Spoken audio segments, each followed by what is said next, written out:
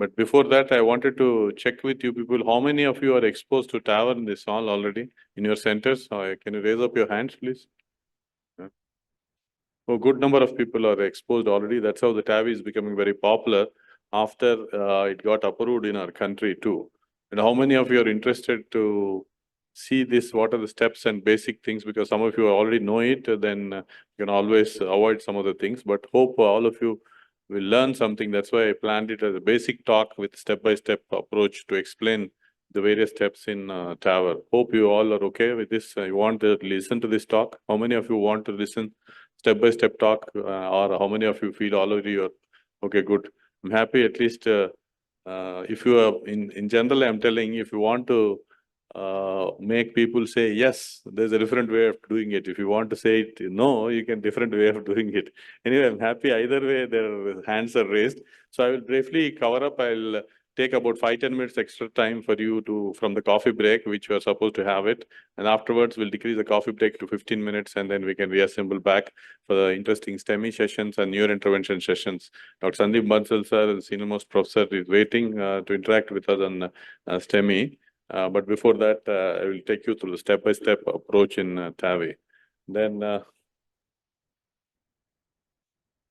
this slide, again, I always keep showing this in hub and spoke models, always get to work as a team, and especially in tough times of COVID. And it's like all our friends working together and identifying patients for TAVI and also helping each other. Work-life balance, everything gets managed very well if you have the team approach. Some of my colleagues who are working in Remedy, Aditya, are also here, apart from my colleagues who are working in Apollo.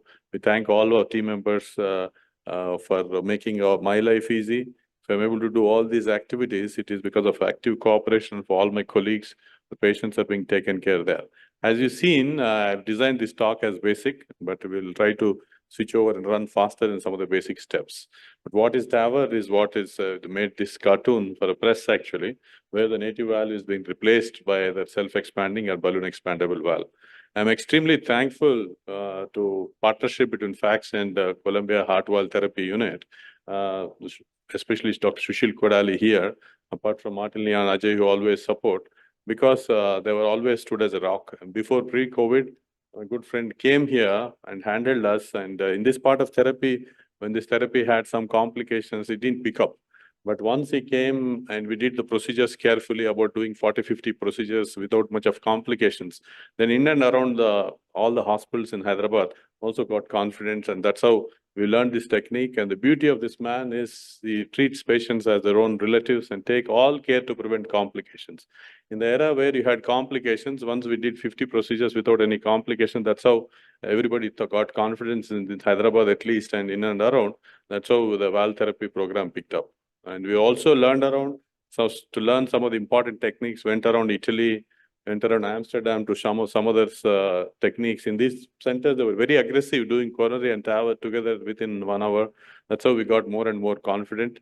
And I've learned this heart team concept in this Heartland Swiss clinic. It is a really heart team. They all sit together, discuss, and decide which patients needs to go for surgery, which patient needs to go for TAVI. That's very important, which all of us can emulate and follow. I'm extremely thankful to my good friend, Dr. Samir Kapadia. He's now become the chairman of Cleveland Clinic, where it was our luck to go there because of him. Initially, we used to think that listen of it's great, but we had opportunity to go through and scrub for some cases there. This is a hybrid cath lab which they have, and they follow the single femoral artery technique, which we learned from them. So it is good to know. And the Cleveland University opposite Dr. Atizani here is pioneered this technique of decreasing cuspal overlap view, where they were decreasing the complications of temporary pacemaker, but always a good friend and explains to us for any help.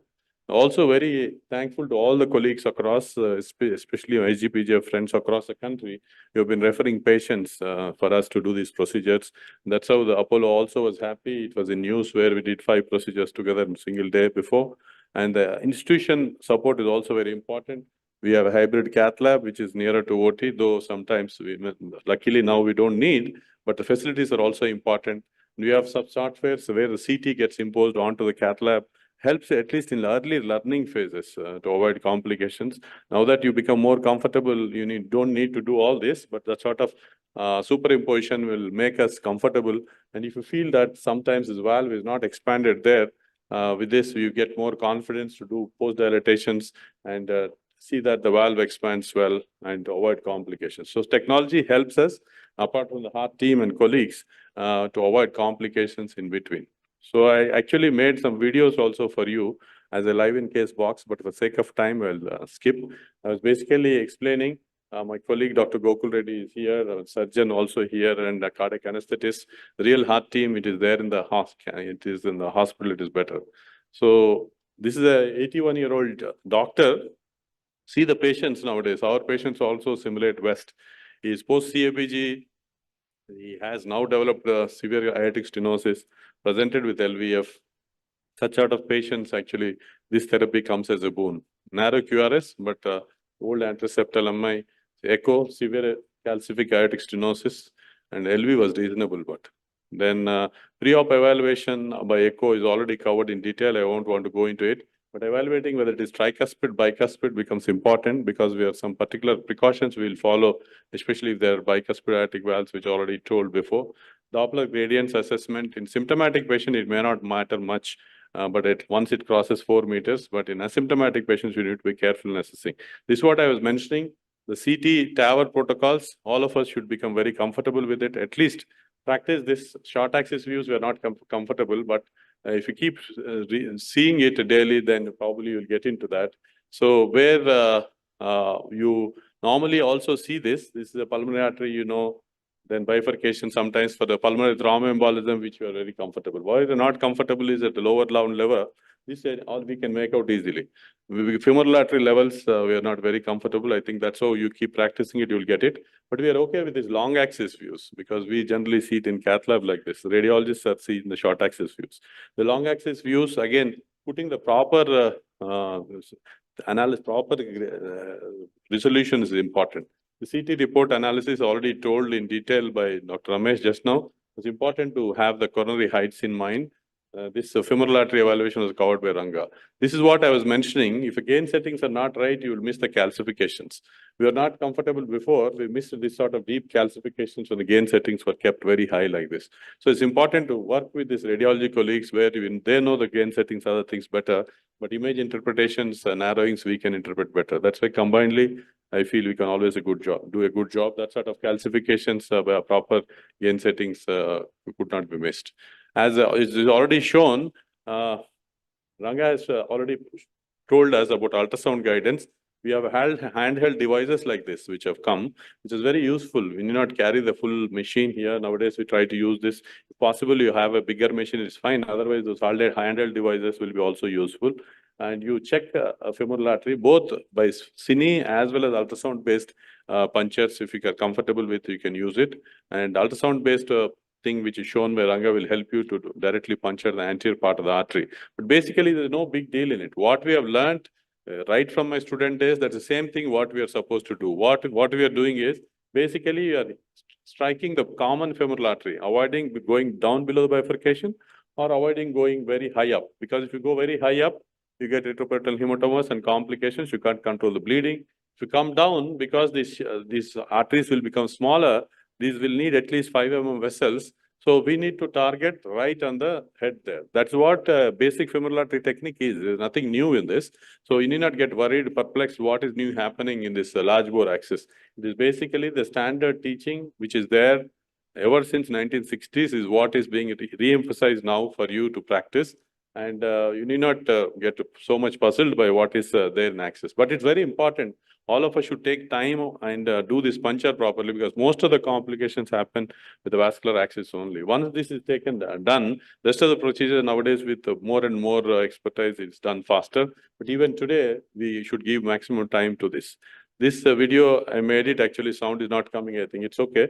Basically to show the two one arterial axis, one venous axis on the left side, and then on the right side, we use it to take the valve inside.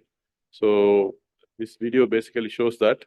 Then I also recorded in the cath lab how the valve is being taken inside. Once you dilate with the dilators, once you put the sheath, see initial struggle at the calcification, sometimes it could be there. But again, with proper coordination with the wire and this, you take the sheath dilator inside, Then this is the steps of valve preparation. Basically, our therapy specialists from the company help us to prepare the valve in the lab because it has to be done immediately.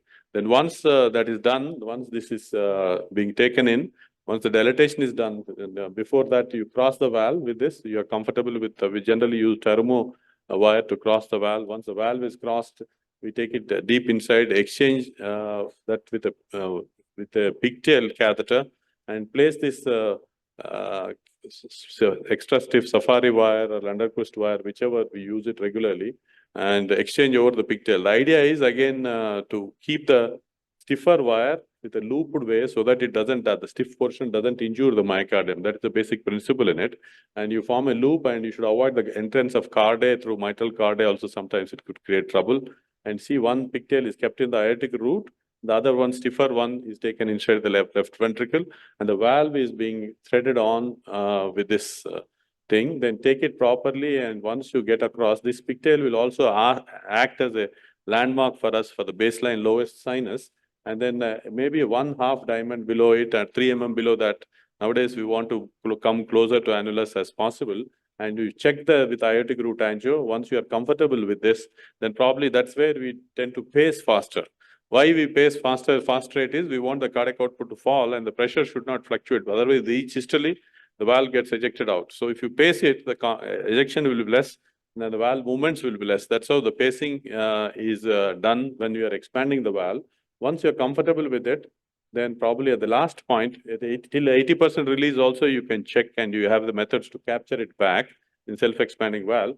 And then once you're comfortable, then you can release the valve. Once the valve is released, then the control is lost. But by and large, once you're getting this nose cone out also, you need to be careful. Sometimes this can get stuck across one of those leaflets, those valve things, and it can get back. So be careful while taking it out also. Once it is done, then probably we check the gradients again, the LV aorta, and then before gradients were there, now there is no gradient. Check the aortic root injection, there is no AR and no gradient. That's a good result. This is the final aortic root. After checking this, no leak into the AR and no parallel leaks. We also check on the echo also. And see, final check angio, the femoral artery is mandatory. After closure devices, again, sometimes you could develop constriction there, or sometimes mild narrowings, which might need balloon appositions and dilatation sometimes. So after putting the vascular closure device, which Ranga has already shown, you always check a final check angio. I think why this technology is becoming popular, especially balloon expandable valves, is basically stent-like. We are all comfortable expanding with stents the same way you can expand these valves. That's how this will become very popular. And this patient whom I have shown, they did not develop any blocks. That is, the procedure is done.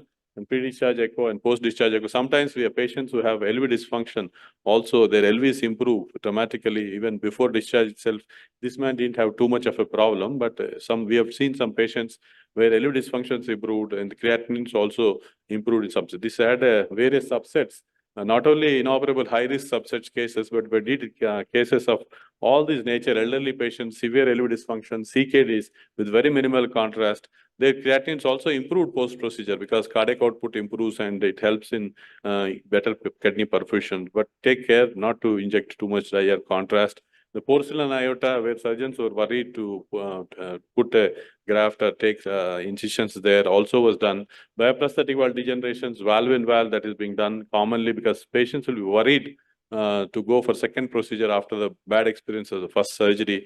And patients had bioprosthetic mitral valves. The coming again for aortic valve disease now happens sometimes also we have done.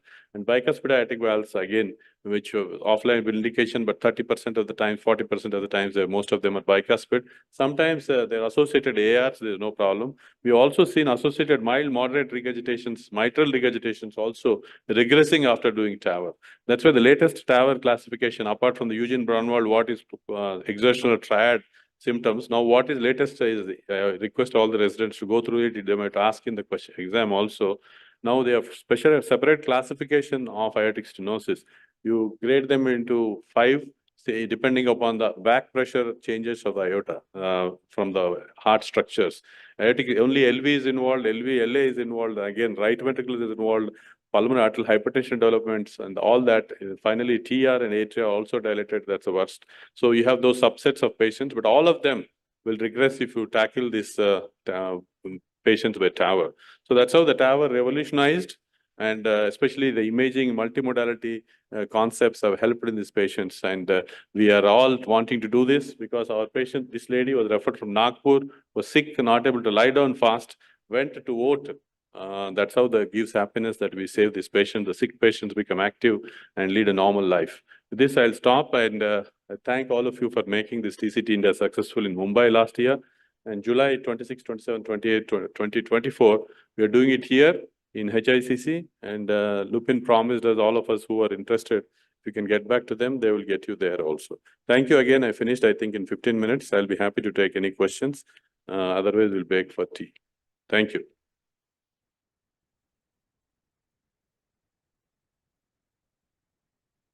Sorry. Not only this, any other doubts we have in TAVR, or because now we'll close the session of TAVR and we'll go to STEMI sessions. You can ask freely any doubts which you have. I tried to show various steps and try to stimulate your thought process, and then probably showed some complications what we can avoid. And but in future, all of you should learn this technology, because it's likely to come. More and more patients are likely to get benefited, and interventional cardiologists are also smart. Once they become perfect with that procedure, there more indications will also start coming up. The new research is also coming up. Martellian now proposes the concept of upstream therapy of aortic stenosis, where you need not wait till it becomes severe, and then even the moderate aortic stenosis subsets, which are likely to benefit by the procedures, are also being explored. Now we are also reaching an era where we are able to tackle this severe AR patients also. We have JenaValve, which is launched, which is only for isolated ARs also being done. Apart from AS and AR, we anyway do it. But isolated ARs also, we are almost coming to the clinical research phase. And that's why it's important for all of you to understand the concepts and do what is right to the patient. But one thing is, if you have any contraindications for the TAVR procedure, I'm not nowadays too much worried whether the patient is high risk, low risk, or moderate risk, because in all the subgroups of patients, TAVR is found to be useful. But you have to see whether any particular contraindications for doing a TAVR procedure. That's what is most important.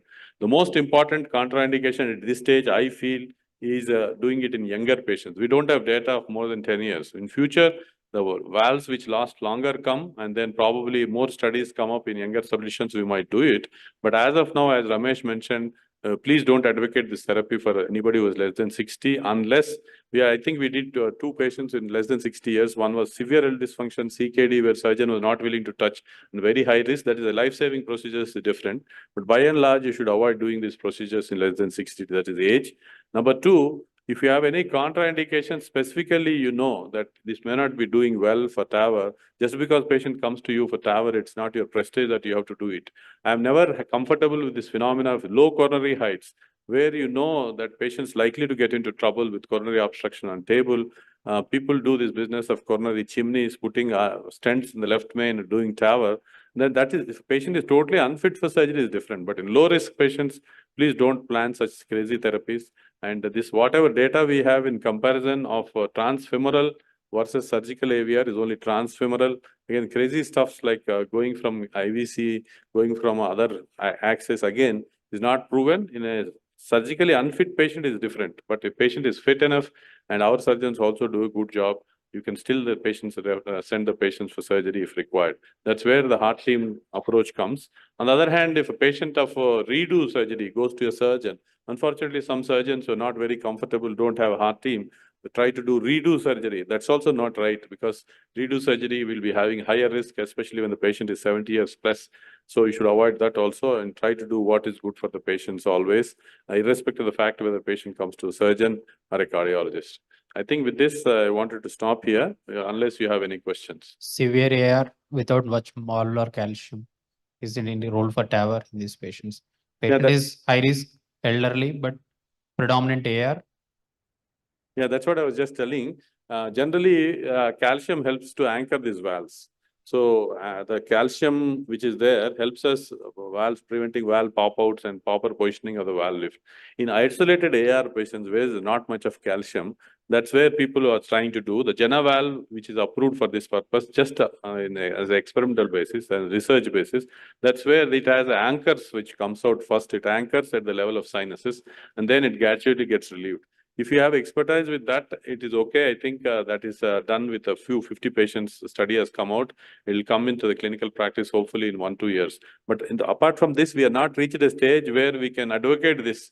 If a patient is fit for surgery. If patient is sick and not fit for surgery, that's a different story. People are doing the balloon expandable valves with 30% over-dilatations, which was demonstrated in one of the live case in TCT. Martin Leon again figured it out and was led a lot of discussion on it. That is not recommended as of now because it is always could lead to trouble, too much oversizing of the valve because the calcium is not there to anchor. So as of now, if you are expertise and Jena valve comes, I think we can try for doing AR. But otherwise, isolated ARs, we avoid doing as of now today. Yeah.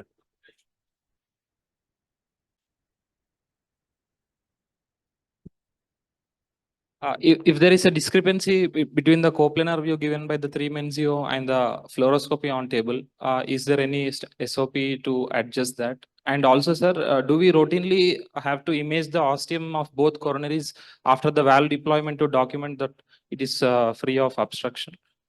Those are two very good questions. Actually, he already has exposure to this. I think that's why he's asking the relevant questions. But basically, the coplanar view, what is that view is where you, in the pre-CT also you study all the three sinuses will come in one level so that it avoids a paradox. See in some angle, it looks like it is distorted, and when you're placing the valve also, it looks one lower on one side, other. And to avoid that, all the three sinuses should be same level so that you place the valve just 3 mm below the coplanar view. So previously we are only watching the coplanar view and taking only LA views. But with the advent of this commissural alignment technique where extreme RAOs we are going, that is delineating the membranous septum, which overlapped by the valve is leading to AV blocks. That's what the study shown. That's why this commissural alignment technique came with extreme RAO views. But why we are somehow more comfortable in still the coplanar view, checking in LA view. What we do now is we go to the extreme RAOs and also check in the coplanar view, but we do commissural alignment view, but we also check in coplanar view. And if there is a discrepancy between the CT and the cath lab, we go by what we find in cath lab because sometimes the patient's positions also will vary during the way CT is acquired. So in cath lab, there could be minimal 10-20 degrees variations, but finally our aim is to see how the sinuses are there on table because you are deploying the valve on table. So you have to align little angular motion this side, that side will help us to see that you can have a pigtail and image in the aortic root you take and adjust the cath lab positions. If you have a 3D rotational cath lab, it is more easy to see which is the best view. Once you take aortic root in any way, you can see the angulations and fix up one angle where everything falls in one line. Coplanar is one plane, all the three sinuses have to be there. That's it. So if there's a discrepancy, we check in the cath lab and decide. And once you are releasing the valve, especially in self-expanding valve, it becomes relevant. Balloon expandable, anyway, you have less control. Then self-expanding, you see all the other end of the lower limits of the valve structures should be in the same plane. That is, I think, when there's discrepancy, go in what you're finding in cath lab. That is the answer to your first question. Second question, what you were asking was what to check about the coronaries. It's very important to check the coronaries, but indirectly you'll know it. If you produce a problem on coronary, it will declare itself. I had some interesting complications. I gave a talk in Sentient, I had it, where the coronaries get occluded, it will declare itself. Immediately it will present with cardiac shock, a cardiac arrest, hypotension, STT changes. So you know it, that is safe, but as a general protocol practice, we don't do selective, but we take aortic root shot to demonstrate that we are coronary perfusions is all right, and it's mandatory to check aortic root angio before you close to document that there is no AR, no paravalvular leak, and also coronary perfusion is well maintained. And you also, in the end, check the femoral arteries. I think that you also get indirect evidence by the patients being stable, and you also check on the echo also if you're comfortable with the echo. But coronary perfusion, as you mentioned, checking is mandatory.